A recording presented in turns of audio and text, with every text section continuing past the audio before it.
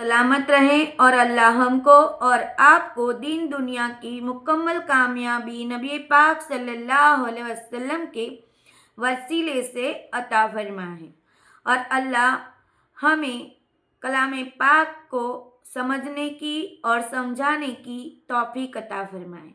अल्लाह के नाम से शुरू करते हैं सूरह बकरा की ये 5वीं आयत। उलाइका अला हुदम मिर रब्बिहिम व उलाइका हुमुल मुफ्लिहून। यही लोग अपने रब की तरफ से हिदायत पर हैं और यही लोग फलाह पाने वाले हैं, मुकम्मल कामयाबी पाने वाले हैं।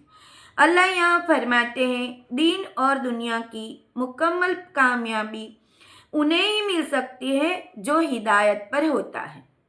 हिदायत का माना यहाँ यह है कि नबी की नबूवत का इनकार नहीं करना है, कुरान पर शक नहीं करना है, इस्लाम में जो नियम है उसका पालन करना है, सच्चाई पर चलना है, निष्ठा का पालन करना है, जो कलाम पाक नाजिल हुआ है उस पर अमल करना है। वैसे इस्लाम के बहुत सारे नियम हैं जो इस्लाम कबूल करने के बाद उसे कबूल करना है।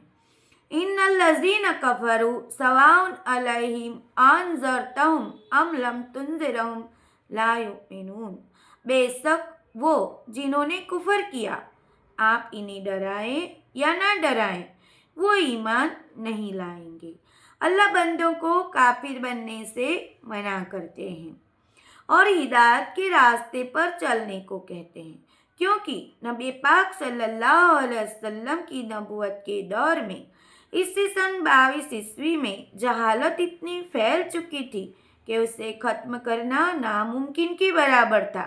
छोटी छोटी बातों पर मारना काटना आम हो गया था। किसी भी नबी की हिदायत वाले बातें सुनना और अमल करना मुश्किल था। लात, उज्जा, मनात जैसी देवियों की पूजा करके उसे खुश करने की कोशिश की जाती थी, उन पर बलि चढ़ाई जाती थी। उस वक्त उन देवियों को खुश करने के लिए मन्नत मानी जाती थी और मन्नत में कीमती कीमती भेंटें चढ़ाई जाती थी। तो कहीं तो इंसानों की बलि चढ़ाने के बारे में भी सोच विचार होता था। जैसे अब्दुल मुत्तलिब मोहम्मद सल्लल्लाहु अलैहि वसल्लम की दादा ने मन्नत मांगी थी कि उनके 10 बेटे होंगे तो एक बेटा वो अल्लाह की राह में देंगे, उसे बलि चढ़ाएंगे।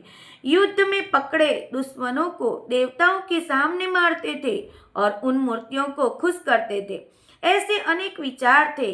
उस समय के समाज में झूठी शान और कबीलों के सम्मान के लिए लड़कियों के पैदा होते ही जिंदा दफन करने वाले रिवाज थे, जिसको कबीले वाले अपनी शान समझते थे। और कई लोग तो यह कहते थे कि यह हमारे देवी देवताओं की इच्छा है कि वह मूर्तियों के सामने कपड़े पहनकर पूजा करने को पाप समझते थे। इन्हें लगता था कि उनसे कोई गलती हो गई है तो वो अपना शुद्धिकरण करने के लिए कपड़े उतार कर परिक्रमा करते थे। ऐसे कठिन वक्त में उन्हें समझाना आसान नहीं था, इसीलिए अल्लाह ने उन्हें काफिर कहा। अल्लाह ने उन्हें काफिर कहा। अल्लाह रहीम है, वो सारी चीज़ों पर कुदरत रखते हैं, इसलिए उन्हें आखिर ज़मा के नबी मोहम्मद सल्लल्लाहु अलैहि वसल्लम को हिदायत के लिए भेजा और उन पर कलाम पाक नाजिल किया कि जिससे पढ़कर सुनकर हिदायत लाएं उस वक्त कौम के लोग। इसीलिए यह मोहम्मद सल्लल्लाहु अलैहि वसल्लम कहते हैं कि आप इन्हें डराओ या ना डराओ, ये ईमान नहीं लाएंगे। यहाँ अल्लाह नबी पाक सल्लल्लाहु अलैहि वसल्लम को संदेशवाहक बनाए हैं, लेकिन उन्होंने ये नहीं कहा कि आपको ये करना ही पड़ेगा। अल्लाह यहाँ फरमाते हैं कि आप इन्हें हिदायत के रास्ते पर लाओगे तो आपको इसका सवाब मिलेगा और आपको दीन दुनिया की मुकम्मल कामयाबी अता होगी।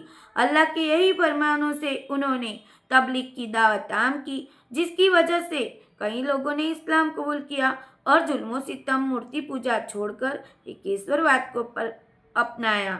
अल्लाह एक है, ऐसा धीमे धीमे अपने आप को फैलाने लगे और इस्लाम चारों तरफ फैलता गया।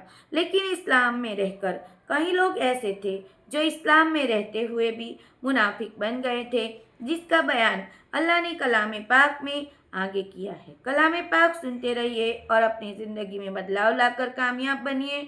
हमारी आप सबके लिए दुआ है। अल्लाह आप सबको तौफीक दे। आमीन सुम्मा आमीन।